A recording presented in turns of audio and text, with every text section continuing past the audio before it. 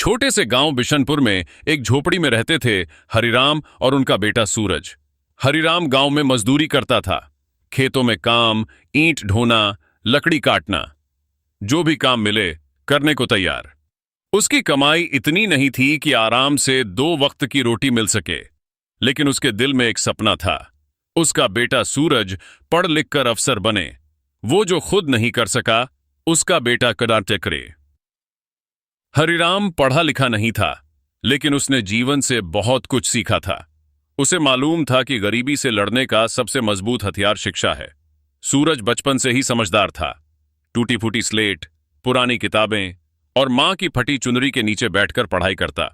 School की uniform उसके पास एक ही थी, जो मां हर रविवार धोती और दोपहर की धूप में सुखाती।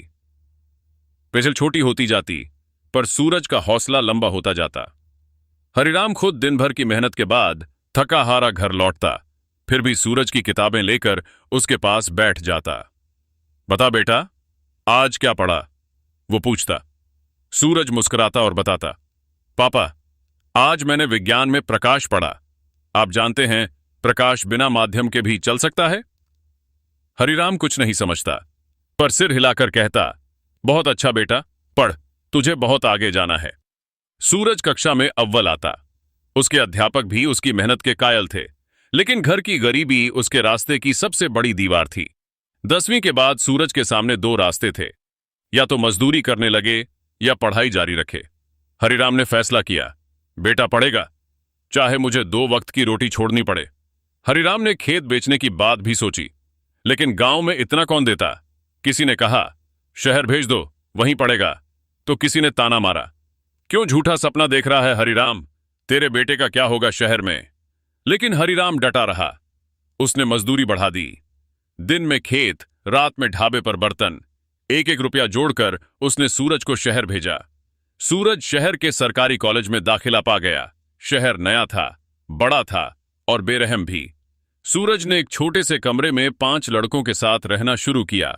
खाना कभी मिला, कभी नहीं, मगर उसने पढ़ाई नहीं छोड़ी। रात को नींद की जगह किताबें होती और पेट की भूख को सपनों से बहलाता। हर महीने हरिराम पैसे भेजता।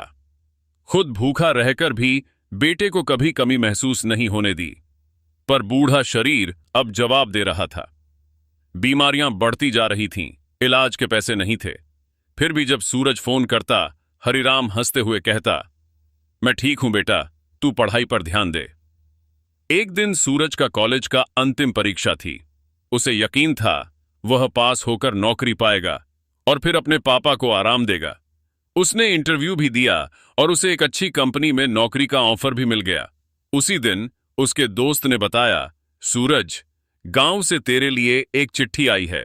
चिट्ठी में सिर्फ 2 लाइनें थीं, बेटा, अब थक गया हूं, पर तुझे मंजिल मिलते देख मेरी आत्मा को सुकून मिलेगा। तेरा पापा। सूरज समझ गया कि कुछ गड़बड़ है। वह दौड़ा गांव पहुंचा। देखा, हरिराम चारपाई पर चुप पड़ा था। उसकी सांसें थम चुकी थीं। सूरज की आंखों से आंसू रुक नहीं रहे थे। वह चीख पड़ा, पापा, देखो ना, मैंने कर दिखाया, मैं नौकरी पा गया, अब आप काम मत करो। लेकिन हरिराम सुनने के लिए नहीं था। उसके चेहरे पर एक शांति थी, जैसे वो अपने सपने को पूरा देखकर विदा ले चुका हो। सूरज ने उस दिन अपनी डिग्री अपने पिता की चिता पर रख दी। वो बोला, ये आपकी है पापा, आपकी मेहनत, आपका सपना। मैं तो सिर्फ जरिया था। कहानी का सार, यह कहानी उन लाखों गरीब बच्चों और मेहनती पिता की है, जो सपने तो बड़े देखते हैं, लेकिन उनकी पूर्ति में अपनी सारी उम्र खपा देते हैं। सूरज ने पढ़ाई तो पूरी कर ली, लेकिन उसका सबसे बड़ा हमसफर, उसका पिता, उसकी सफलता देखने से पहले ही दुनिया छोड़ गया। यह कहानी हमें बताती है कि सच्ची मेहनत और त्याग कभी व्यर्थ नहीं जाते, पर कभी कभी मंजिल की कीमत बहुत भारी होती है। वीडियो अच्छा लगे तो मत रह जाना चुप, लाइक ठोक देना और सब्सक्राइब भी कर देना।